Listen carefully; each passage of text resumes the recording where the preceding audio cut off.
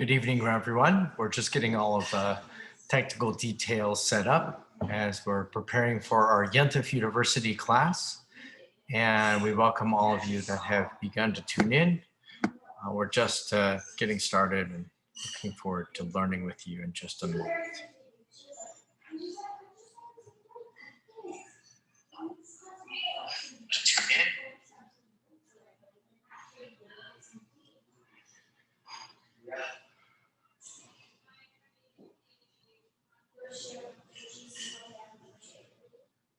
All right, fantastic.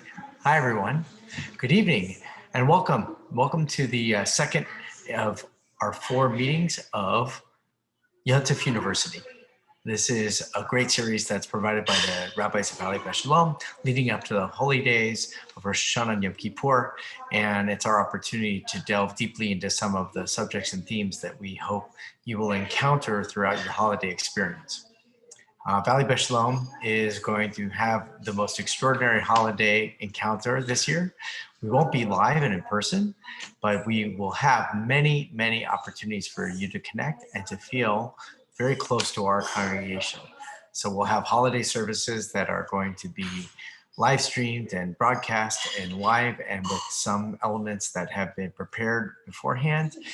There'll be programs for children. There'll be opportunities for our families that celebrate the holidays with the Sephardic tradition to participate. And also we have a traditional family minyan called the Playground Minyan or the Mishkan Minyan that will also be broadcast throughout the holidays. And of course, nothing that Valley Shalom does would be incomplete without opportunities for us to see each other and be together and to celebrate the holiday. And so you'll be able to tune in and to participate in all of those wonderful communal moments. So be on the lookout. You hopefully, for those of you who are members of Valley Shalom, you've already tuned in and you've already received maybe in your mail the packets that explain everything that's going on, and that's wonderful. I'm just tuning in to our YouTube, and welcome all YouTube listeners. Glad that you're with us as well. And we're about to begin. So, when we do big lecture gatherings like this, the most important thing that we do, maybe even more important than the presentation itself, is that we sing how wonderful it is for us to be together. Hine Matov. We ask everybody to stand up and embrace each other arm in arm as we sing, that our learning and our presence together really does make goodness radiate into the world. So let's just try a little bit. I'll sing one time with you. I don't know if I'm off key, and you can't tell me. So, and you don't know if you're off key, and I can't hear you. So let's sing together, joining arm in arm virtually as we begin our learning together. Hine ma tovu manayim, shevet achim gam yachad. Hine ma tovu manayim, shevet achim gam yachad. Hine ma tov, shevet achim gam yachad. Hine ma tov, shevet achim gam yachad. Hine ma tov umanayim, shevet achim gam yachad. Hine ma tov umanayim, shevet achim gam yachad. Welcome, friends, and thank you all for tuning in to our Valley Shalom channel on Facebook or on YouTube, and to learn with us at Yontif University. So not only will you receive a graduate degree in the Yom Tovim, the Yamim Noraim that are approaching very rapidly now, just about 2 weeks away, and we will be able to celebrate the holidays together with this deeper insight. Tonight, what I wanted to do is I wanted to take a book that I think is certainly a pocketbook of many clergy across the country, even globally, that we refer upon when we want to look for inspiration as these holidays begin. It's written by a man named Alan Liu. Alan Liu was a congregational rabbi up in San Francisco at a congregation called Beth Shalom, which is a very famous and well-known conservative congregation in the San Francisco area. And for many years, he served as the rabbi of that congregation. until his untimely death in 2009. Rabbi Alan Liu grew up as a secular Jew in Manhattan, New York, and through his journeys throughout the world, he was attracted deeply and influenced by Zen Buddhism, so much so that he was going to become a practitioner of Zen Buddhism. And for those who have been learning with me before in the recent weeks, when we talked about the high holidays and we talked about the power of Yom Kippur, there was something as well that must have struck Alan Liu deeply, because in the midst of his preparations for becoming a Zen priest, he recognized that his Judaism was speaking to him in a way that he could not avoid. He couldn't neglect that voice within him, and so he left his pursuit of becoming a Zen priest and became a conservative rabbi. So I suppose this is the fascination of all conservative rabbis. What do we do when we're not conservative rabbis? We become Zen Buddhists, right? Or for those who know us, I'm a conservative rabbi. My wife is a Reform rabbi, and we were always questioning, what will our children be when they grow up? And we figured that they would either be Orthodox or they would become Zen Buddhists, because they wouldn't want anything to do with Judaism. But neither of those things are true so far. And our fascination with Buddhism is actually quite deep. It was so deep because a few years prior to the book that we're going to discuss tonight, maybe just a couple of years, right around the year 2000, a man named Roger Kamenetz published a book called The Jew and the Lotus, in which he went on a journey. It was on his own personal journey as a journalist and discovery of the Judaism that he wasn't raised with. And he spoke to all kinds of great rabbinic thinkers, including Zalman Schachter Shalomi, Zichrono Livracha, may his memory be a blessing, and Rabbi Yitz and Blue Greenberg, who are just some of the foremost souls of American Jewry, and really do help give language and depth and a sense of a richness to modern Orthodox Jewish life. And he spoke to Rabbi Alan Liu, who at the time was considered the Zen rabbi. So The Jew and the Lotus is all about a group of practitioners that go to visit the Dalai Lama. And the great secret in that book, and we'll get back to Alan Liu in a moment, the great secret in that book about the Jew and the Lotus and those visitors to the Dalai Lama was the question that the Dalai Lama asked this entourage that came to visit him. What is the secret of Jewish continuity? And at the time, the Dalai Lama lives in exile in Nepal, even though the origins, the homeland for the Zen Buddhists is in Tibet. And the Jews responded with something so very powerful, which is a really great introduction back into Rabbi Liu's book, into why we're going to discuss the subject that we'll discuss tonight. They spoke about Passover. Passover was more than a story that told of how a people overcame or were redeemed from oppression and enslavement and marched on their journey through the wilderness toward freedom. But it's the power in the storytelling that continues year after year. It's that wonderful line, B'chol dor v'dor chayav adam lirot et atzmo ki'ilu hu yatsa mimitzrayim.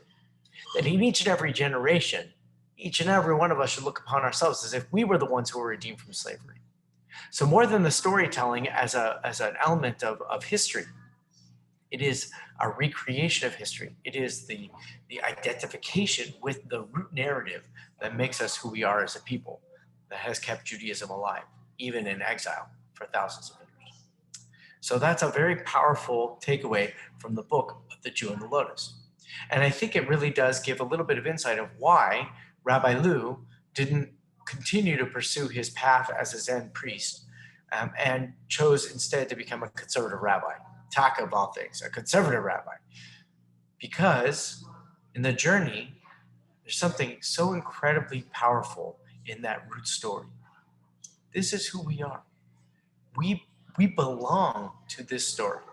And whether it's a story that was given to us through heritage by birth, or it's a story that we've embraced along our way, our journeys in life, and we've discovered that perhaps this is a story that has been been a part of our hearts and our souls all along.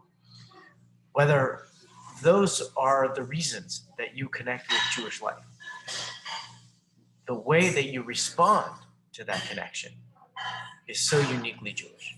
We have our own language, and that language comes to the foreground as we begin the holiday season, now just 2 weeks away. The book that I'd like to share with you tonight is a book that Rabbi Liu wrote in 2003. So it was just a few years before he passed. And the book is called This Is Real, and You Are Completely Unprepared. It is a journey of transformation. And it is a book on the high holidays and how this journey of transformation takes place.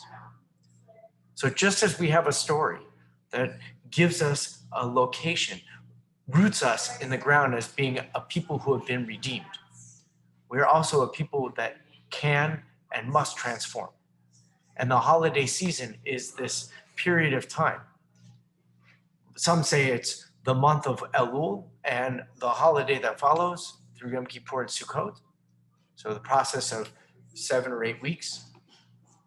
Or it's the preceding 7 weeks to Rosh Hashanah, which begin with the commemoration of the destruction of the temple in Jerusalem on the 9th of Av. And it's that journey of transformation from that moment in which everything has been broken down. Rabbi Liu picks up on that theme, and he teaches about that. And so what we're going to do tonight is we're going to study a little bit of this book. If you haven't read the book yet, I highly recommend it, of course. And I highly recommend that you read it. If you can get a copy of it right now, because it's a very popular book. And if you can get a copy of it right now, but throughout the holidays, there are so many insights and great pieces of wisdom to help you deepen your connection to the holiday experience. It's why I felt that we needed to study this tonight. So what I'd like to do is I'd like to share my screen. Hopefully you can see me while we're going along. And as we're studying tonight, we're going to study some of the text from the book. Okay, let's make sure we got it.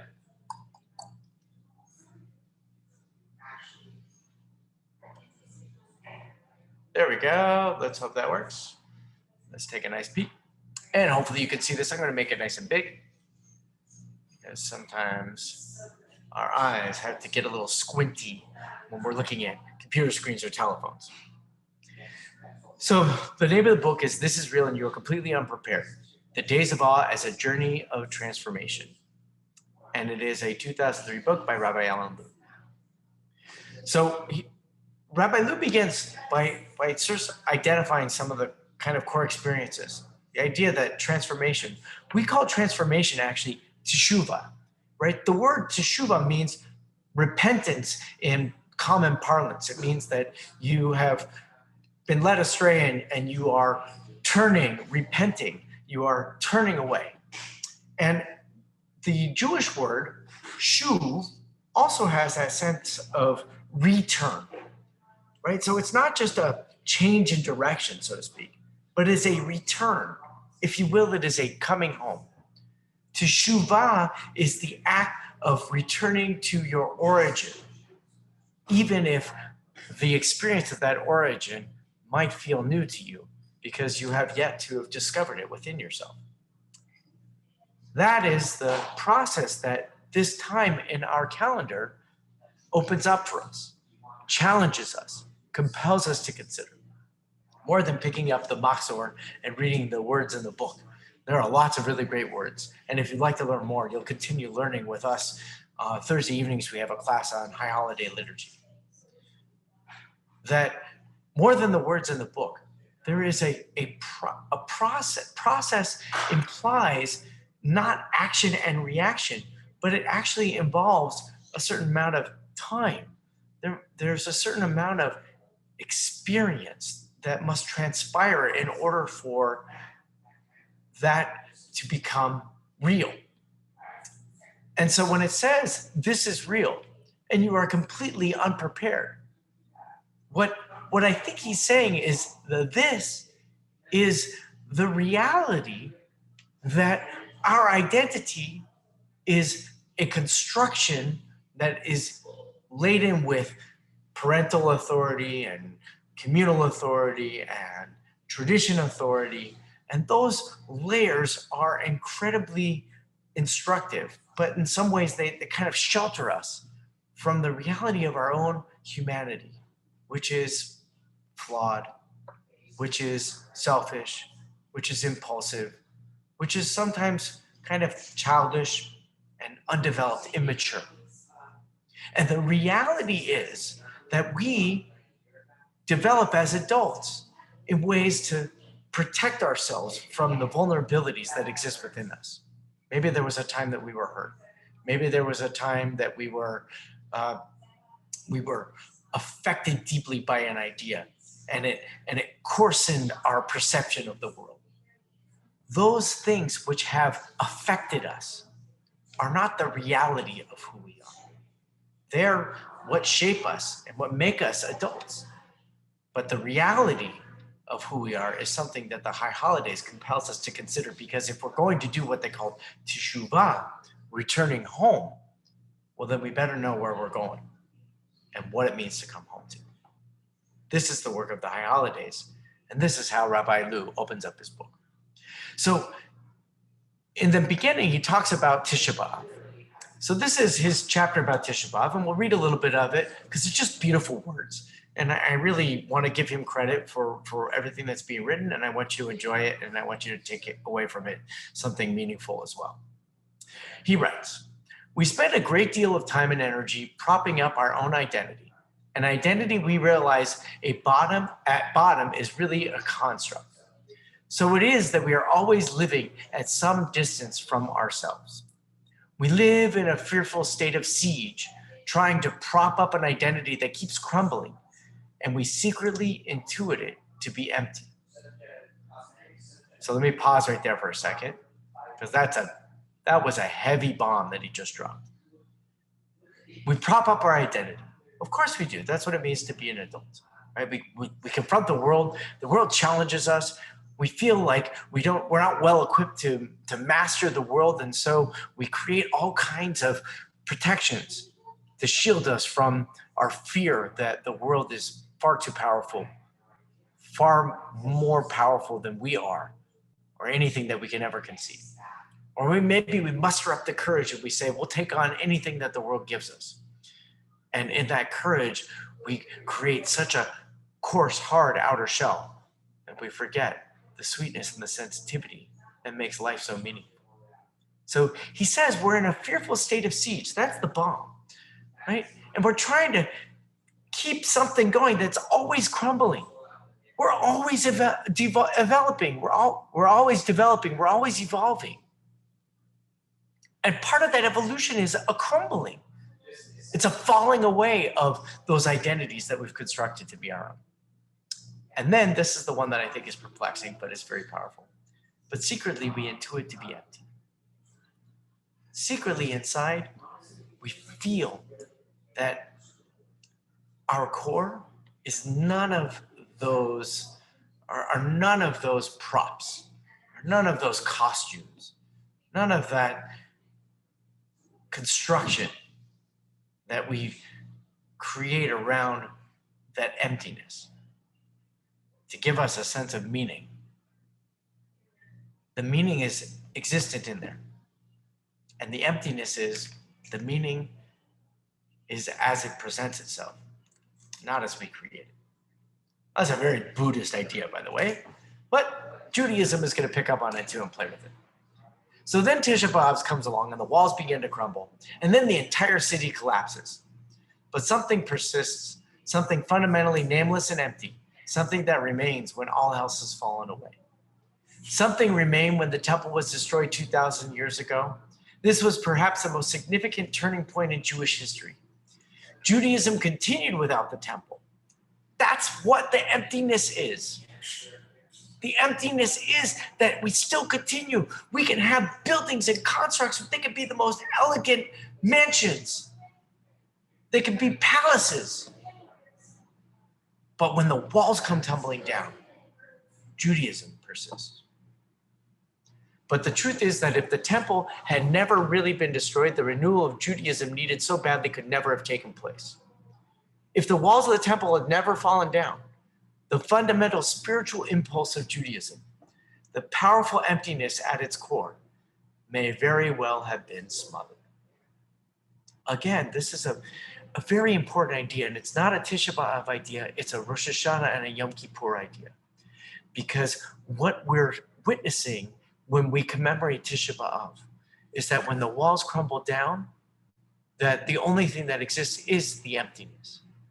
And we might, out of fear, try to cover up the emptiness once again. But as he teaches us, that's where the journey begins. And tshuva, transformation, begins from a place of emptiness. Just talk to anybody who's suffered from addictive behavior. When they talk about rock bottom, when there's no more constructs that can help you avoid the reality of your emptiness, that's when tshuva begins. Same thing here. And we don't need addiction to teach us the message. Life bets, this is a wonderful contribution. Life bets that we won't be willing to endure the suffering it requires. Life bets that we will try to shut out the suffering and so shut out the life in the bargain. Tisha B'Av slides up to us, whispering conspiratorially with a racing form over its mouth. Tisha B'Av has a hot tip for us. Take the suffering. Take the loss. Turn toward it. Embrace it. Let the walls come down. What might we see as a result? What wellspring would suddenly become apparent to us? What pattern would we see ourselves repeating? What larger gesture would we see about to complete itself in our lives? What do we need to embrace? The walls of our soul begin to crumble, and the first glimmerings of transformation, of teshuvah, begin to seep in. We turn and stop looking from beyond ourselves. We stop defending ourselves. We stop blaming bad luck in all circumstances and other people for our difficulties. We stop making COVID-19 the punchline of our lives. We turn in and let the walls fall. Our lives are as they are right now. Yes, they are different. We have changed because we are living in an unprecedented time. But this is our life. And our life continues to march on with all of its biology, with all of its cerebral and mental maturity, with all of its emotional depth if we give it permission. We let the walls fall because we can't say that our failures are due to COVID-19. Our failures are due to somebody else's lack of care or concern. They are our failures without any blame. And this, the high holidays, grapples with. So the last part, and then we'll pause and take a bigger picture. Our suffering, the unresolved element of our lives, is also from God. It is the instrument by which we are carried back to God. Not something to be defended against, but rather to be embraced. And this embrace begins here on Tisha B'Av, 7 weeks before Rosh Hashanah, so that by the 10 days of Teshuvah, which happen after Rosh Hashanah and before Yom Kippur, we are ready for transformation. Yom Kippur is the day in which transformation is complete, and we'll discuss that a little bit more further. We can enter the present moment of our lives and consciously alter that moment. We can end our exile. We can step outside our walls and feel the full force of the great tidal pulls on our body and our soul, sun and moon, inhale and exhale, life and death, the walls building up and the walls crumbling down again. So that last line clearly leaves us with the reality that we are in the midst of a cycle. And Judaism is not one that says that history repeats itself. This isn't the season in which we just return to our responsibility to make ourselves known before the king, to present ourselves on coronation day, to reiterate the customs of the Babylonians, and to express our loyalty to a king that we cannot see and that we cannot hear, but that we can only feel. We can maybe only intuit. This is not that kind of history. The cycle of our lives is that when the moment that the walls crumble down, we have a chance to alter the construction of our lives. We can grow. We can transform. And that transformation is called teshuvah. It's called coming home. This isn't about a new you. This isn't about a new year. Those are really great ideas taken from popular culture. This is about the real you and the real truth that exists within. And the walls that crumble down are the walls that have prevented you from seeing that real you. Because we all live in a world of suffering. We all live in a world in which the world and the pressures and the challenges mount on top of us. And we do whatever we can to protect ourselves, protect that very vulnerable part of us, so that what we fear is that we'll lose ourselves, that fear is actually embraced by the very power of teshuvah, the very power of knowing that not only will you come home, but that you're safe at home. So, any comments? Great to see you. Thank you. Thanks, Joy, for singing with me. I love it when you're singing with me. I bet you sounded beautifully. I hope you were playing your drum as you were doing it. And hi, Sandy. Thank you for your gratitude. I express it in return. Let's go back in. So now, if the walls are crumbling down, and this is more than just a cycle year after year of us just going through the process of saying, Asham nu, Bagad nu, Gazal nu, Dibar nu, Dofi, and then like going back and doing whatever the heck we want, but we actually are really going through this process of transformation, well, then we have to be mindful about what it is that we are transforming to. What is it that we're creating? So as we've taught, if for those of you who've been participating in some of my other classes, Yom Kippur is the day of a plan. As much as it's a day of acknowledging that there is failure in your life and that you have failed and there is a need for amends to take place on that day, the real work of that day is the plan of what happens the day after Yom Kippur. That's the work that begins. So here's what Rabbi Liu has to say about that. Recreating ourselves. Seeing our weaknesses and accepting them, being accepted by them. Heartbreak is precisely the feeling that we have done our best, we have given it our all, but it hasn't been enough. Not nearly enough. And this is what we mean when we say, God is close to the brokenhearted. And this is what we mean when we say, Ein banu masim, we have no good deeds. This is what it says in Avinu Malkeinu, that lovely song with the haunting, heartbreaking melody we all love to sing so much on Rosh Hashanah. Oseh imanu tzedakah v'chesed, Oseh imanu tzedakah v'chesed, v'hoshienu, Avinu Malkeinu, chanenu v'anenu. Our Father, our King, be gracious to us. Be gratuitously loving and answer us even though we don't deserve it. Because we have no good deeds to invoke in our own defense. Heartbreak, he teaches, is precisely the moment when you realize that good enough wasn't enough. When we say Dayenu, right? It would have been enough if God took us out of Egypt and brought us to the wilderness, Dayenu. Well, no, that really wouldn't have been good enough because we were very happy in the wilderness. But we needed to go through the wilderness to get us to Mount Sinai. That's kind of this idea. It's this idea that the way that we ought to be isn't always the place that we're at this moment in our lives.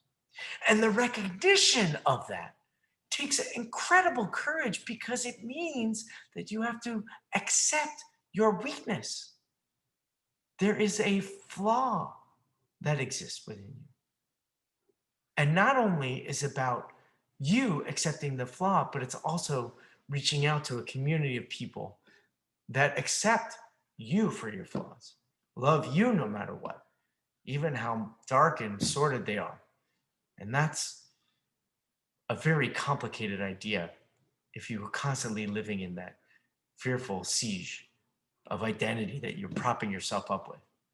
But when you're empty, Kien banu masi, when you have nothing left, chanenu va'anenu, then you can say, I'm ready.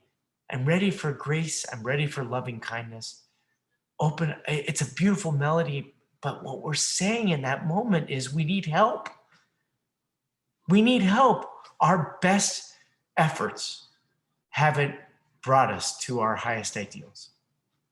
So then we also have to recognize this other part. And I love this because this is actually, he quotes this, but it's quoted by many people, including the great comedian Lily Tomlin.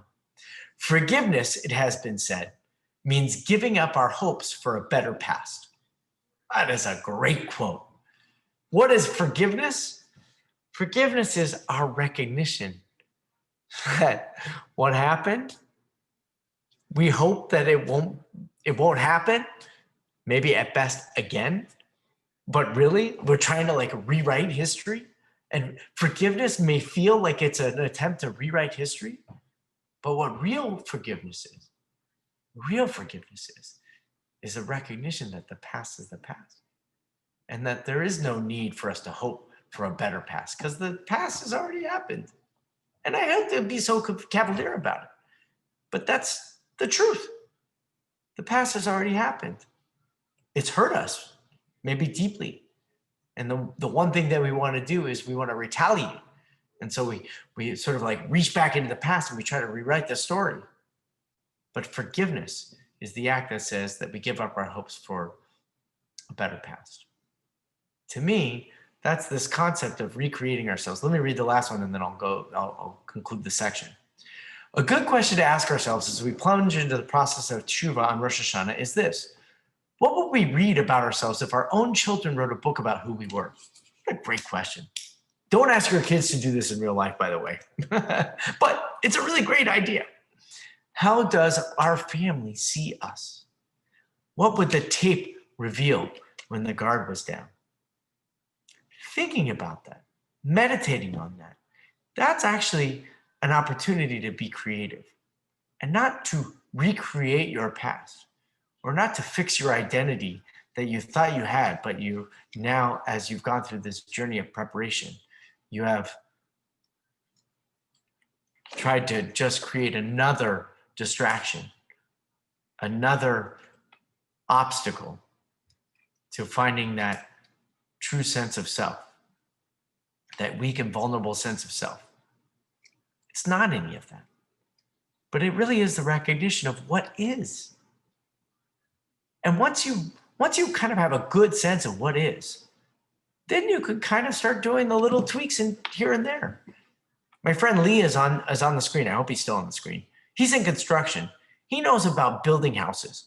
And he knows that most of the time, the best work is taking what exists and just finding the right piece, finding the right way of rebuilding that which was already built to make it more sturdy, more durable, even more beautiful than before. That's the work. And forgiveness is the act that we give not only to others, but to ourselves of hoping for a better past. And the final piece of that is, what would our children say about the story? So just imagine for a moment. Imagine that a year from now, you've been living with this idea in your mind. The walls came crumbling down on Tisha B'Av and a year from now. And we're exactly at this moment, just about 2 weeks before Rosh Hashanah. So what's the story of your life looked like in that year? Imagine for a moment what that story would look like. I know the first thing that all of us go to is, oh God, it would be just so great if we could go back and we don't have to wear masks out in the world. You're right, that's true. And boy, would it be great if we were having this class in a lecture hall in the synagogue. Yes, that's true. All of those things would be true, but none of those speak to the questions that are meant to be asked for this holiday season, which begin with you and expand to us as a community, and then ultimately reach to the heights of what we call God. What is your story 1 year from now? How have you changed? How did all your plans come to fruition? And what are you going to do with the plans that didn't come to fruition? Are you going to just say them again? Lose an extra 15 pounds again this year? Are you going to make another plan to be kinder and gentler to strangers this year? But then the next time you see somebody that looks a little bit different, acts a little bit different, your fear factor will kick in and you'll respond just the way that you have every year prior to this one. Or maybe you're going to look and say, this was the year. This was the year I tried to be a little bit wiser with my learning, a little bit kinder with my caring of others, a little bit more responsible by helping those in need in a new way, a little bit more present for the people that are close in my life and for people that I meet and deserve the attention that they seek from me. This is a great question to hold on to. And I think that Rabbi Liu has picked it up quite nicely. So then once we get to all of that, piece of cake, we get to making a plan for the future. So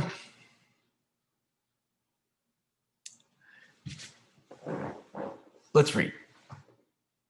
But like everything else about death, this urge is only an intensification of what happens throughout life. This is mid-sentence, and this is the reality that we sense our impending death and therefore feel compelled to make the changes, say the apologies, do the penance, tie up the loose ends. That's an urge. It's a very human urge. The fact that it's an urge when we feel our mortality is something that Judaism has taken quite seriously and said that urge is something that we should feel each and every day. As Rabbi Elazar taught, Shuv yom echad lifnei mitatach. You should do teshuvah one day before your death. Of course, we don't know that day. So therefore, the implication is do tshuva each and every day and do real tshuva as much as you can. So he continues, death is merely a time when what is usually unconscious and invisible becomes conscious and visible. It's very powerful, and he speaks a lot about that in the book, built off of Sigmund Freud's teachings about making the invisible visible, and also speaking about the idea that the high holidays are about once you tear down the walls, what seemed to be invisible all of a sudden is naked and totally visible, that kind of thinking. So death is also one of those times when everything that is invisible becomes conscious and visible. Should you be blessed with long life and twilight years in which you have to recognize the coming of your death. So while we are conducting spiritual inventory during Elul, he writes, we might begin asking ourselves, what are the loose ends in my life? How is my mind torn? Where are the places in my mind where's the places my mind keeps wanting to go? What is the unfinished business in my life? What have I left undone? When we look out at the world through a torn mind, our experience of the world is torn. So what he's saying there, that's an interesting kind of coda to the whole piece, is that death reveals and makes very conscious that which we feel is undone. Our appreciation or our sense of death is what makes that visible. And this whole idea of Elul and these holidays in Yom Kippur is is the ultimate moment in which we feel like death is a possibility, because we wrap ourselves in a kittel, which is the burial shroud.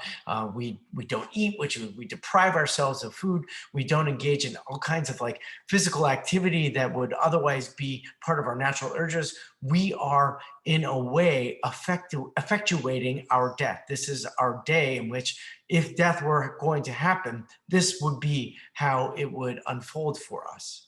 And so therefore, we want to make sure that we've resolved all unresolved conflicts. We've apologized for all things that haven't been forgiven. We want to ask for forgiveness from those for whom we may have caused harm.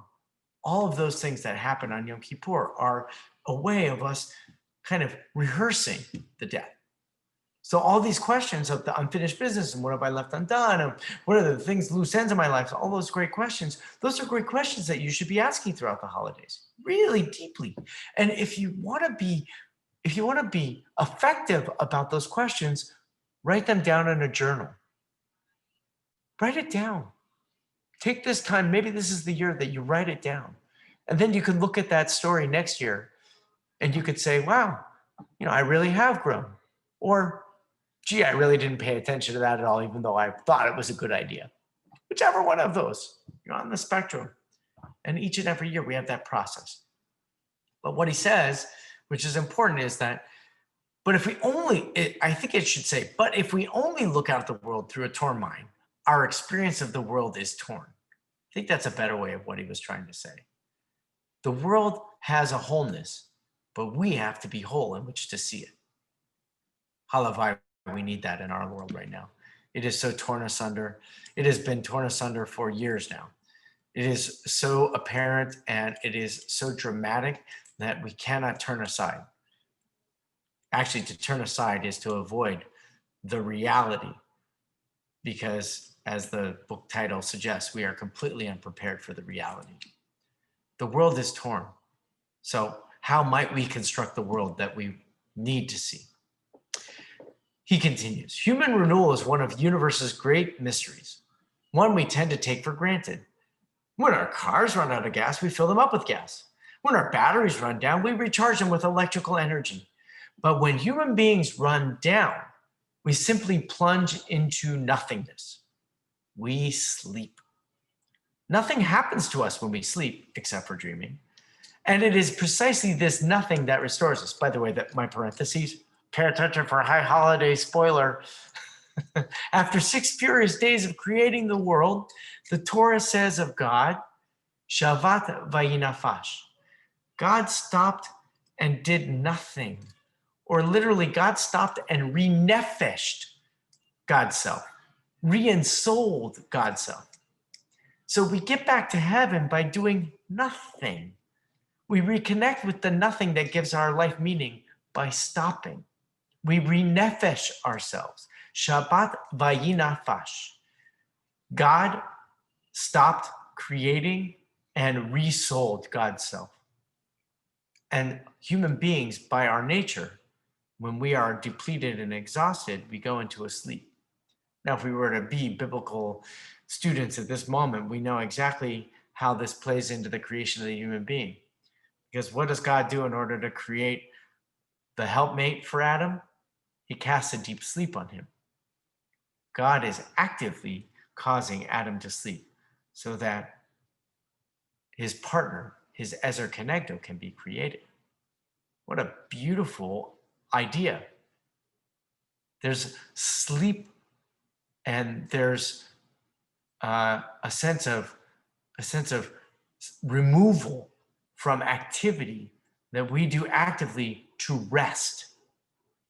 But if we're going to practice resouling ourselves, as Shabbat implies and as the holiday implies, then maybe we might borrow from the Torah as well when it says that God created an Ezer Kenegdo, a helpmate for the human being when he was cast into a deep sleep.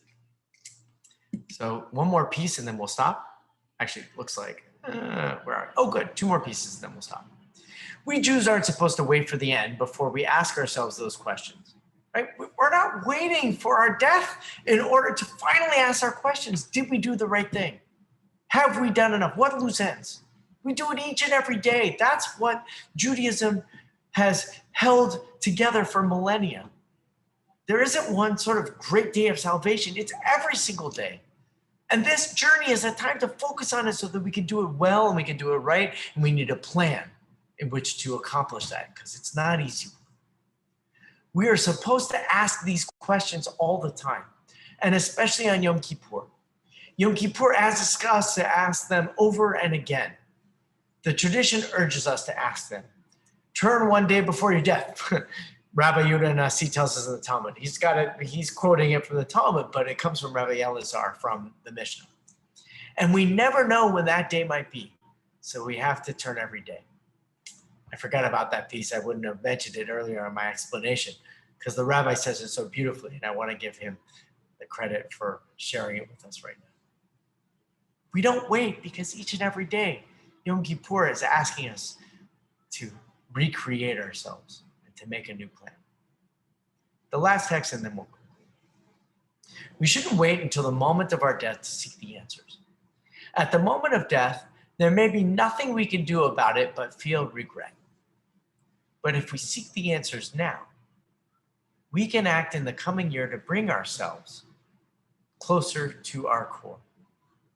This is the only life we have, and we will all lose it. No one gets out alive, but to lose nobly is a beautiful thing. To know the core of our being is to move beyond winning and losing.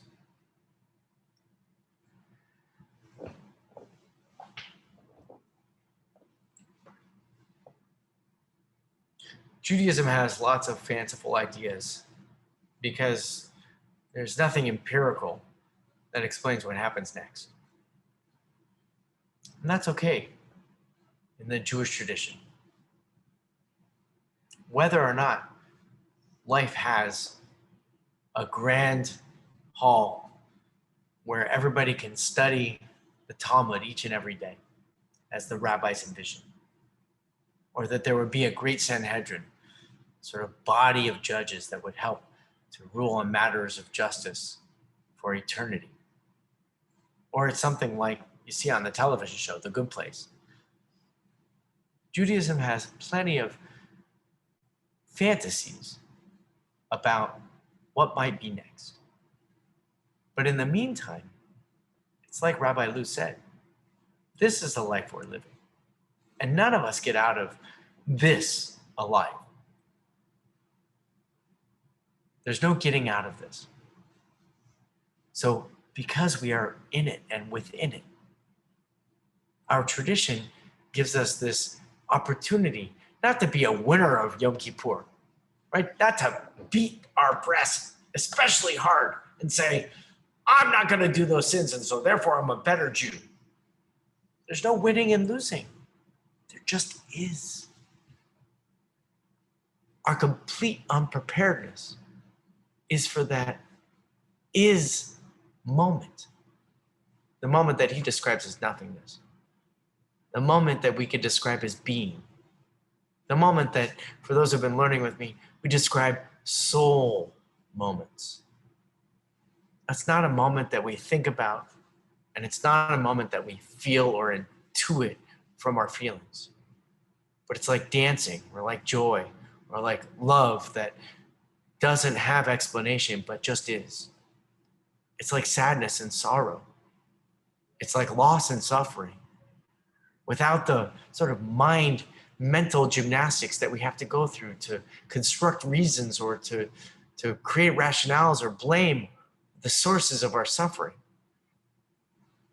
Or to kind of heap endless gratitude into a world that is just so abundant from all the blessings that we received in such a way that it's not about the blessings at all, but it's about the constant attention that we're giving to it. But to be truly grateful, or to really sit in the suffering and the sadness, is when the walls come crumbling down. And that's when the soul enters the stage, as he has shared, as we've been talking about, enters the stage and is prepared to make this journey home. Teshuvah, transformation. The journey from when the walls crumble down until we begin to build the walls back up. That's the moment that we're in right now. And I hope that the words of this book begin to help shape those ideas for you. Wonderful questions.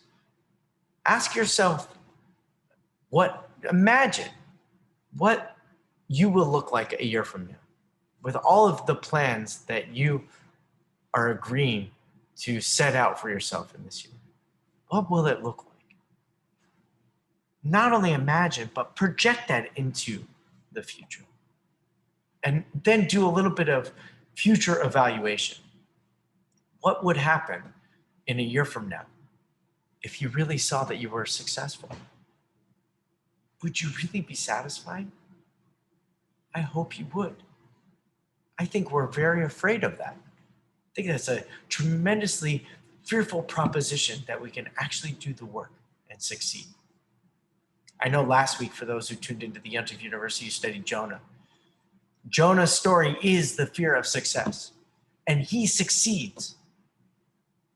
And look at how tormented he is in the potential of his success. What if we were different? That's what this journey enables us to do. So that's one good idea. The second good idea is, what would it look like if you're a parent and you have children? What would it look like, I suppose, to have people that you love and trust eulogize you? Have you ever thought about that? It seems morbid, but it seems kind of like arrogant and filled with a hubris and all your own kind of like narcissism. What would people say about me if I wasn't alive anymore? That's not what this is about. But this is about you trying to understand what story you hope people will write about you. And what a great question to ask during these holidays. Because in the places where maybe you say, all right, I have this grand tapestry, it's a beautiful life with wonderful friendships and wonderful successes and great contributions and incredible generosity and kindness and all of the great virtues. And there's this one part that's a little sticky. Right? I get a little grouchy. Well, is the grouchy going to be something you say, look at all this other good stuff, and the grouchiness, we're just going to keep it in the background? Or is it going to become like a mold that grows and perhaps, takes over this beautiful masterpiece of your life? That grouchiness turns into anger and turns into resentment, which turns into despair, which turns into fear. That is what this book is attempting to accomplish with us. It's attempting to say, tear down the walls. All of that stuff is constructed. And then when the walls are torn down and it's only your soul that's on the stage, you begin building it back up. And this is the year. And this is the time. Here's your opportunity for you to be able to make your soul shine in the year to come, to make your soul radiant in the year to come. And the secret is we all have that soul within us. The real secret behind that secret is that those who do this work find it so rewarding, find it so healing, find it so inspiring that they can't but help to share it with the world around them. I hope that you become one of those people with the great secrets of the holidays too. And I want to thank Rabbi Liu for creating this great book. And it's very sad because he was on a rabbinic retreat and then just unfortunately collapsed of health issues. I believe it was heart related. But I do think that, this was a gift. It was a great gift. And I hope you enjoy the gift. And I wanted to share it with you tonight. Any comments? Any comments to anybody to share tonight? I'm just looking on my YouTube, and now on my Facebook. And it looks like we got it. Thank you all for joining me tonight. I wish you a wonderful evening. I wish you Lashana Tova. May this be a year of sweetness and of goodness and of transformation and renewal. And I look forward to seeing you in all the great places that we will meet through Valley Beshemon. Take care.